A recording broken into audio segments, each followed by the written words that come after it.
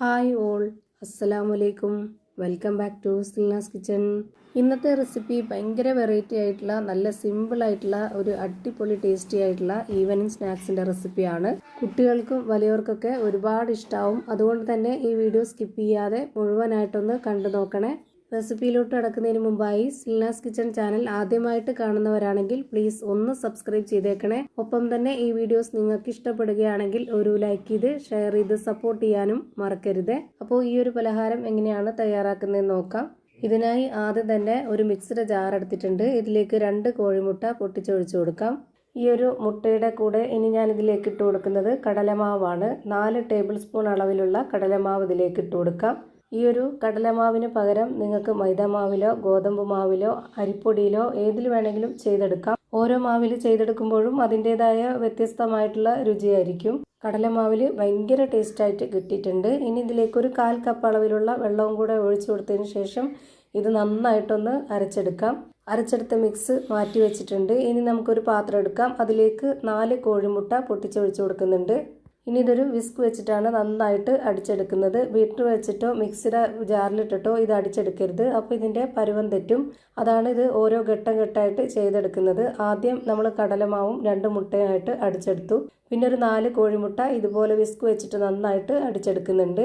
ഇതേപോലെ തന്നെ ചെയ്തെടുക്കുക, എന്നാലേ നല്ല കറക്റ്റ് പരുവത്തിന് കിട്ടുള്ളൂ. ഇപ്പോൾ ഞാനിവിടെ വിസ്ക് വെച്ചിട്ട് 1 മിനിറ്റ് നേരം നന്നായിട്ട് അടിച്ചെടുത്തിട്ടുണ്ട്. ഇത്രയും മതി. ഇനി ഇതിലേക്ക് വേണ്ടത് നേരത്തെ നമ്മൾ മിക്സിയിൽ അടിച്ചു വെച്ചിരുന്ന ആ ഒരു മിക്സാണ്. അത് മുഴുവനായിട്ടും ഇതിലേക്ക് ഒഴിച്ചു കൊടുക്കാം. ഇനി ഇതിലേക്ക് ആവശ്യത്തിനുള്ള ഉപ്പിട്ട് കൊടുത്തതിന് ശേഷം നല്ലപോലെ ഒന്നുകൂടി അടിച്ചെടുക്കാം. ഒരു 15 സെക്കൻഡ് ഇതുപോലെ നന്നായിട്ടൊന്ന് അടിച്ചെടുക്കുന്നുണ്ട്. ഇനി അടുത്തതായി ഒരു കാര്യം കൂടി ചെയ്യാനുണ്ട്. അതിനായിട്ട് സ്റ്റവിലേക്ക് ഒരു പാൻ വെച്ച് കൊടുത്ത് ഫ്ലെയിം ഓൺ ആക്കി കൊടുത്തിട്ടുണ്ട്. അതിലേക്ക് കുറച്ച് ഓയിൽ ഒഴിച്ച് കൊടുത്ത് ഓയിലൊന്ന് നന്നായിട്ട് ചൂടായിട്ട് വരുമ്പോൾ അതിലേക്ക് 1 സ്പൂൺ അളവിൽ കടുകിട്ട് കൊടുത്തു. ചെറിയൊരു സ്പൂൺ അളവിൽ 1 സ്പൂൺ കടുകിട്ട് കൊടുത്തിട്ടുണ്ട്. അതിൻ്റെ കൂടെ തന്നെ ഒരു നുള്ള് ജീരകവും ഇട്ട് കൊടുത്തിട്ടുണ്ട്. ചെറിയ ജീരകമാണ്. ഇനി വേണ്ടത് ഒരു സബോള ഈ ഒരു വലിപ്പത്തിൽ കട്ട് ചെയ്തെടുത്തിട്ടുള്ളതാണ്. ഇനി ഒരു 1/2 സ്പൂൺ അളവിൽ വെളുത്തുള്ളി ചതച്ചതും 1/4 സ്പൂൺ അളവിൽ ഇഞ്ചി ചതച്ചതും ഇട്ട് കൊടുത്തിട്ടുണ്ട്. പിന്നെ ഇതിലേക്ക് എരിവിന് വേണ്ടി ഒരു 3 ഉണക്കമുളകും 1 പച്ചമുളകും കട്ട് ചെയ്തിട്ട് കൊടുത്തു. ഇനി കുറച്ച് കറിവേപ്പില, മല്ലിയിലയുടെ ഫ്ലേവർ ഇഷ്ടമുള്ളവർക്ക് അതുകൂടി ഇട്ട് കൊടുക്കാം. അതിൻ്റെ കൂടെ തന്നെ 1 സ്പൂൺ അളവിൽ ചിക്കൻ മസാലപ്പൊടി, ഒരു നുള്ള് ഗരം മസാലപ്പൊടി, ആവശ്യത്തിനുള്ള ഉപ്പ് നേരത്തെ തയ്യാറാക്കിയ ആ ഒരു മിക്സിൽ ഇട്ട് കൊടുത്തിട്ടുണ്ട്. ഞാനിപ്പോൾ ഇതിലേക്ക് വേണ്ടുന്ന മാത്രമുള്ള ഉപ്പാണ് ഇട്ട് കൊടുത്തിട്ടുള്ളത്. ഇനി ഇത് നല്ല പോലെ ഒന്ന് മൂപ്പിച്ചെടുക്കണം. ഒരുപാടങ്ങ് വെന്ത് കുഴഞ്ഞു പോകുന്ന രീതിയിൽ ഇത് അടച്ചു വെച്ചല്ല വേവിച്ചെടുക്കുന്നത്. ഒന്ന് മൂത്ത് വരുന്ന രീതിയിലാണ് വേവിച്ചെടുക്കുന്നത്. അപ്പോഴാണ് ഇതൊരു പ്രത്യേക ടേസ്റ്റായിട്ട് കിട്ടുന്നത്. ഒരു 3 മിനിറ്റ് നേരമൊക്കെ സമയമെടുത്തിട്ടുണ്ടാവും ഈ ഒരു രീതിയിലായി കിട്ടാനായിട്ട്. ഇതാണ് ഇതിൻ്റെ കറക്റ്റ് പരുവം. ഇനി നമുക്കിതിൻ്റെ ഫ്ലെയിം ഓഫ് ചെയ്തതിന് ശേഷം ആ ഒരു മിക്സിലേക്ക് മുഴുവനായിട്ടും ഇട്ട് കൊടുക്കാം. ഇനി ഇതെല്ലാം കൂടി നന്നായിട്ടൊന്ന് ഇളക്കി യോജിപ്പിച്ച് കൊടുക്കാം. ഞാനിപ്പോൾ ഇതിലേക്ക് മുഴുവനായിട്ടും ഇട്ട് കൊടുത്തിട്ടുണ്ട്.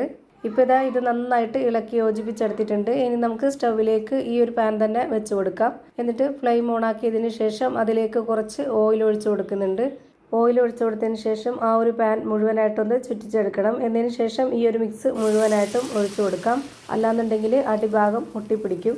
ഇനി ഇത് എത്ര സമയമാണോ വേവാനായിട്ട് എടുക്കുന്നത് അത്രയും സമയം വരെ ലോ ഫ്ലെയിമിൽ ഇട്ട് കൊടുക്കണം. എന്നാലേ കറക്റ്റ് പരുവത്തിന് അകമൊക്കെ നന്നായിട്ട് വെന്ത് കിട്ടുള്ളൂ. ഇപ്പോൾ ഒരു ഭാഗം നന്നായിട്ട് വെന്ത് കിട്ടിയിട്ടുണ്ട്. നല്ല ഫ്ലഫി ആയിട്ട് പൊങ്ങി വന്നിട്ടുണ്ട്. ഇത് മുട്ടയായതുകൊണ്ട് തന്നെ ഇങ്ങനെ തന്നെ ഇരിക്കില്ല, പെട്ടെന്ന് തന്നെ അത് ചുങ്ങിപ്പോവും. ഞാനിപ്പോൾ ഇവിടെ ഇത് തിരിച്ചിട്ട് കൊടുക്കുന്നുണ്ട്. എന്നിട്ട് ഒരു 2 മിനിറ്റ് നേരം വേവിച്ചെടുക്കാം. ഇപ്പോൾ ഇത് 2 സൈഡും ഒരുപോലെ വെന്ത് കിട്ടിയിട്ടുണ്ട്. ഇനി നമുക്കിതെടുത്ത് ഒരു പാത്രത്തിലേക്ക് മാറ്റാവുന്നതാണ്. ഇപ്പോൾ പഞ്ഞ് പോലെ നല്ല സോഫ്റ്റ് ആയിട്ടുള്ള അടിപൊളി ഒരു പലഹാരം റെഡിയായി കിട്ടി. ഇനി നമുക്ക് ഓരോരുത്തർക്കും ഇഷ്ടമുള്ള വലിപ്പത്തിൽ, ആകൃതിയിൽ, ഷേപ്പിലൊക്കെ കട്ട് ചെയ്തെടുത്ത് കഴിക്കാവുന്നതാണ്. അപ്പോൾ ഇത്രയേ ഉള്ളൂ ഇന്നത്തെ വീഡിയോ ഇഷ്ടമായാൽ ലൈക്ക് ചെയ്യാനും കമൻറ്റ് ചെയ്യാനും ഷെയർ ചെയ്യാനും മറക്കരുത്. അതുപോലെ തന്നെ ഞാനിടുന്ന പുതിയ വീഡിയോസ് നോട്ടിഫിക്കേഷനായിട്ട് കിട്ടുന്നതിന് വേണ്ടി സബ്സ്ക്രൈബ് ചെയ്ത് ബെല്ലൈക്കൺ അമർത്തി അതിൽ ഓൾ എന്ന ഓപ്ഷൻ എനേബിൾ ചെയ്ത് കൊടുക്കാനും മറക്കരുത്. പുതിയൊരു വീഡിയോയുമായി വീണ്ടും വരും. Thank you for watching.